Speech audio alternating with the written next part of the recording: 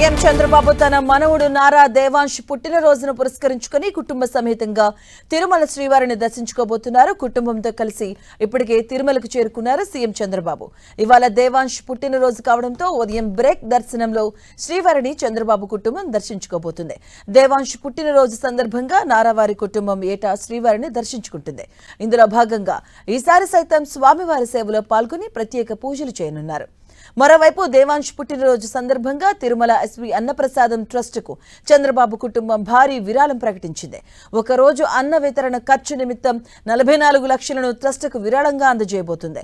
ఇక దర్శనం అనంతరం సీఎం చంద్రబాబు దంపతులు, లోకేష్ దంపతులు వెంగమాంబ అన్నప్రసాద కేంద్రంలో భక్తులకు స్వయంగా అన్నప్రసాదాన్ని వడ్డించనున్నారు. తిరుమల పర్యటనలో భాగంగా టీటీడీ చైర్మన్, ఈవో, అదనపు ఈవోతో ఆలయ అభివృద్ధిపై నిన్న సీఎం చంద్రబాబు సమీక్ష నిర్వహించారు. తిరుమల అభివృద్ధికి పటిష్టమైన చర్యలు తీసుకోవాలని ఆదేశించారు. విద్యుత్ వినియోగం, పవన విద్యుత్ ఉత్పత్తి వివరాలు తెలుసుకున్నారు. అలాగే తిరుమలలో పర్యావరణ రక్షణ, కాలుష్య నియంత్రణ చర్యలపై చర్చించారు. ఇందుకు టీటీడీ తీసుకుంటున్న చర్యల గురించి అడిగి తెలుసుకున్నారు.